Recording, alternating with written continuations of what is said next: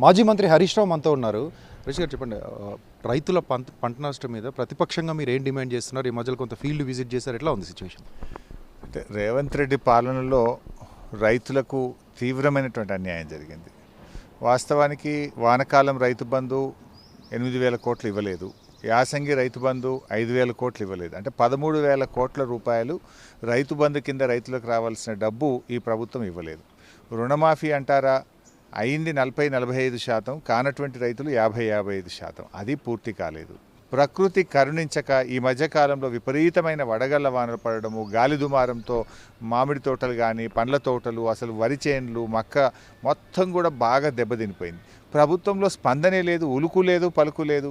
కనీసము రైతులకు ధైర్యం కల్పిస్తూ ఇవాళ మంత్రులు, ఎమ్మెల్యేలు, అధికారులు వెళ్ళి ఆ పంట నష్టపరిహారాన్ని మొత్తం కూడా లెక్కించి వాళ్ళకు ఒక ధైర్యాన్ని, ఒక భరోసాని ఇవ్వాలి.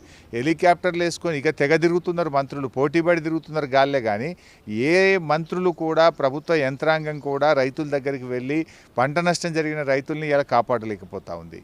ఇంకొక వైపు ప్రకృతి ఒకవైపు కరుణించకపోతే రేవంత్ రెడ్డి యొక్క వికృత చేష్టల వల్ల, ఈ ప్రభుత్వం యొక్క పరిపాలన వైఫల్యం వల్ల ఈ పంటలు దెబ్బతింటున్నాయి. ఒకటి నీళ్లు సరిగా రాక కొంత అయితే, కరెంటు సరిగా రాక కొంత. ఈరోజు ఉదయమే అపోజిషన్గా మీకేమైనా కొంత అంచనా ఉందా? మీకు కొంత సమాచారం రైతుల నుంచి వస్తుంటుంది, జిల్లాల నుంచి వస్తుంటుంది, ఏ పంటలు ఎంత మేరకు నష్టపోయారు, లేకపోతే ఏ జిల్లాలు ఎక్కువగా ఇంపాక్ట్ అయ్యాయి?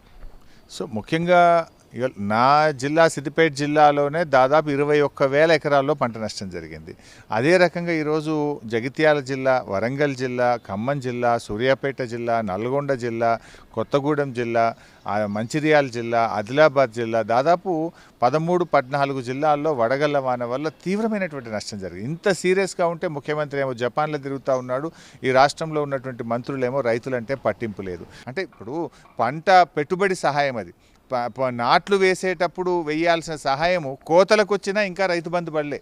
ఇలా ఆల్రెడీ బారణ మందం వరి కోతలు అయిపోయినాయి, ఇప్పటికీ కూడా ఇంకా రైతు బంద్ అయినటువంటి పరిస్థితి రాష్ట్రంలో. అంటే ఈ ప్రభుత్వానికి రైతు ప్రాధాన్యత లేదు, బడా కాంట్రాక్టర్లు ప్రాధాన్యత. 14,000 కోట్ల రూపాయలు బడా కాంట్రాక్టర్లకు రైతు బంద్ ఇచ్చారు, కానీ రైతులకు ఇచ్చే 14,000 కోట్ల రైతు బంధు మాత్రం ఎగ్గొట్టారు. ఇది ఈ ప్రభుత్వం.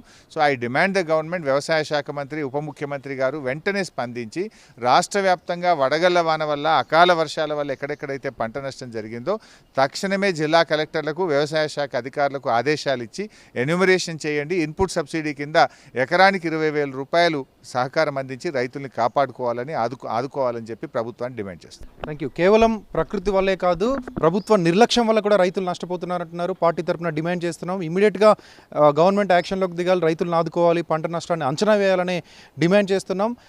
పబ్లిక్ మీటింగ్ తర్వాత పార్టీ తరఫున ఆందోళన కార్యక్రమాలకు కూడా సిద్ధమవుతున్నట్లుగా మాజీ మంత్రి హరీష్ రావు చెప్తున్నారు. Vote studio.